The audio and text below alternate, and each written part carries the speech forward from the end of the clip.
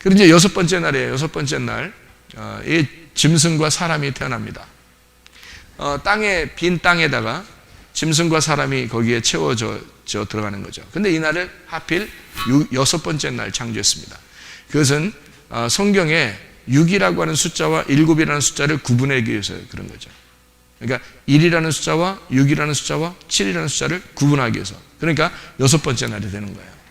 그래서 여섯 번째 이 장막에 있는, 성막에 있는 여섯 번째가 휘장이고요. 휘장은 반드시 찢겨져야 된다는 거죠. 찢겨지면 그게 죄가 용서되었다. 하나님의 가슴이 찢겨졌다. 그래서 하나님의 가슴이 찢겨진다는 말은 뭐예요? 여러분 장막이 아시죠? 장막 이렇게, 그죠? 장막. 그럼 장막이 이렇게 있으면요, 첫 번째 장막, 두 번째 장막 이렇게 가려져 있을 거 아닙니까? 이중으로, 그죠? 그러면 이중으로 이렇게 가려져 있어요. 그러면요, 이중으로 가려져 있으면 요거를 갖다가 이 가려진 거를 어떻게 이 장막이 가려져 있다는 말은 이 속에가 어둡고 이 속을 감추어놓은 거거든요. 감추어놓은 거. 그럼 이게 속죄를 해서 예수님이 십자가에 돌아가시면서 육체를 갖다 휘장을 갖다 이게 찢으면 이게 열려지는 거잖아요. 그러면 이게 가두어져 이렇게 닫혀져 있다는 말은 이게 성막이 뭐예요? 하나님인데 이 하나님이 가슴이 닫혀져 있다는 거예요. 닫혀져 있으니까 아무나 들어올 수가 없어요. 그래서 피를 가지고 들어와야 되는 거예요. 피를 가지고 들어온다는 얘기는 왜 피를 가지고 들어와야 돼요? 여러분 같으면 여러분이 하나님이야. 피를 가지고 들어와. 그랬어요. 피를 가지고 들어와. 그랬어요. 여러분이 하나님이라고. 여러분 피를 가지고 들어와. 왜 그러겠어요? 생각을 한번 해보세요. 한계를 느끼나 안 느끼나 보려고 그래요. 피가 곧 뭐라고요? 레위기 17장 11절에 생명이라고 그러죠. 피가 생명이라는 얘기는 무슨 말이에요? 너 죽어야 온다는 얘기야. 생명 내놓으란 얘기예요. 피 가져란 얘기는 살아선 못 들어온다는 얘기야. 죽어야 들어온다는 얘기야. 그러니까 우리 생명, 피가 생명이라니까 내가 이 생명을 얻어서 살아서 내가 하나님, 이게 아니란 말이에요. 하나님이 이게 그 장막을 딱 가둬놓고 있을 때는 있잖아요. 너 반드시 죽어야 된다는 얘기예요. 반드시 죽어야 된다.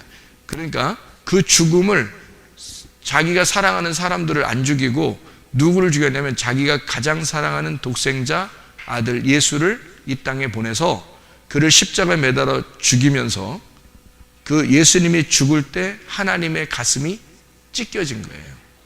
하나님의 가슴이 찢겨지니까 이게 너덜너덜하게 열린 거야. 하나님의 가슴이. 자기 아들을 죽으니까. 자기 아들이 그 생명, 너희들 인간들이 날 만나러 오려면 죽어서 와야 된다 해서 피를 가져오라는 건데, 피를 가져오라니까 어느 날 자기가 그 피를 받아보니까 자기 아들의 피인 거야. 응? 자기 아들의 피인 거야. 그래서 자기 가슴을 다 찢어버린 거야. 이제 인간들 다 받아들이겠다는 거지. 내 가슴 안에 인간들을 다 받아들이겠다. 내 아들이 죽었으니까. 내 아들이 저 인간들을 위해서 죽었으니까. 그러니까 다 받아들일게. 자기 가슴을 찢고 다 받아들이는 거예요. 그게 휘장 찢긴 거예요. 그게. 그래서 이게 여섯째 날이에요. 속죄절이라는 거죠. 이게 죄를 속하는 속죄절. 이거를 설명하기 위해서 요단강이 갈라지는 겁니다. 요단강이 갈라져서 광야에 있던 사람들이 요단강을 건너야, 요단강이 갈라져서 건너야 가나안 땅에 들어가니까, 그래야 가나안 땅에 안식을 누리니까 요단강이 갈라지는 거예요. 갈라지고서 여리고성도 어떻게 해요? 앞에 이거 사람들이 싸웠어요? 안 싸웠어요. 하나님이 그냥 무너뜨려 버려요. 그러니까 전쟁은 누구에게 속한 거예요?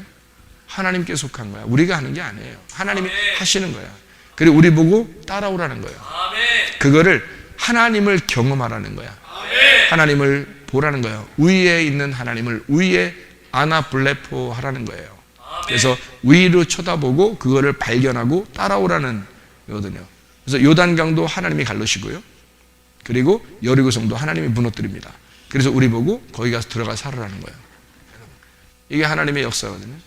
우리는 그래서 하나님 안에서 안식을 누릴 권리가 있습니다.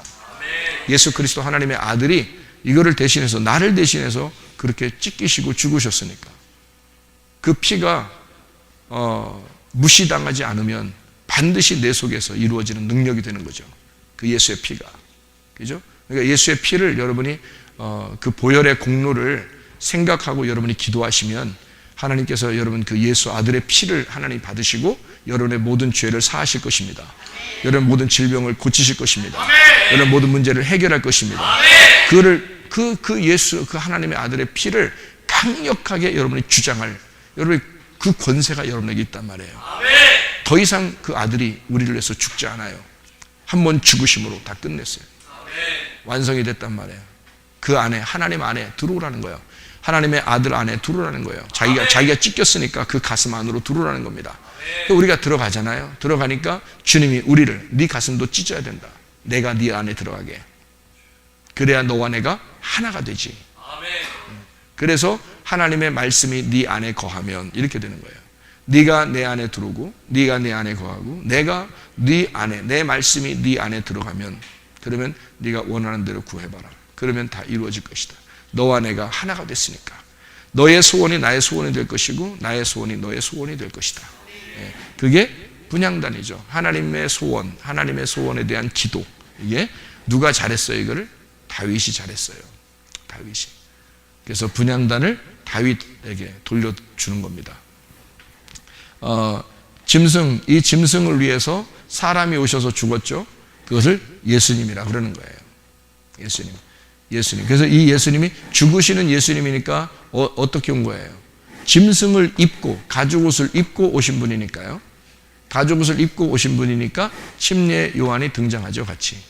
같이 등장해서 침례 요한이 죽어요. 목이 잘려서 죽습니다. 다시 말하면 이쪽 구약에서부터 이렇게 쭉 내려오는 모든 율법이 있을 거 아닙니까? 이게 여기서 예수님이 와가지고 이 침례 요한의 머리를 바꿔버리는 겁니다. 이쪽 머리를 바꿔서 침례 요한이 그래서 목이 잘려 죽는 거예요. 다른 사람들보다도 성경에서 특별하게 이 목이 잘려서 죽는 게 참 특별하거든요. 그게 침례 요한이에요. 왜 그렇게 했냐면 머리를 바꿔놓는 작업입니다. 그러니까 예수님이 그 침례 요한 밑으로 왔잖아요. 침례 요한 밑으로 와서 침례 요한의 머리를 날려버리고 예수님이 그 머리로 다시 돼버리는 거거든요. 그래서 침례 요한이 같이 등장해서 여기 짐승으로 가죽옷을 입고 오신 예수님이 죽으심으로 침례 요한의 율법을 다 끝내고 그리고 예수님이 이제 왕이 되시는 게 여기예요. 7번째 안식. 그래서 7 안식 메시아 그리스도가 되죠. 이게 법궤입니다. 이제 성소 이렇게 성막을 보면은 그 안에 마지막 코스가 법궤죠. 그러니까 지성소 안에 법궤가 있는데 그 지성소가 이제 지성소 안에 있는 그 법궤가 이게 마지막 코스가 되는 거죠. 휘장이 이렇게 열리잖아요. 그럼 지성소 자체가 필요 있어요, 없어요? 없죠. 근데 뭐가 있어요? 그 안에 법궤는 있단 말이에요. 법궤는 있으니까 그 법궤가 뚜껑이 이렇게 닫혀 있으면 안 되죠. 뚜껑이 열려야 되는 거죠. 그래서 뚜껑이 닫혀 있는 법궤, 뚜껑이 열려 있는 법궤. 이렇게 해서 닫혀 있는 걸 율법, 열려 있는 것을 복음 이렇게 얘기하는 거예요.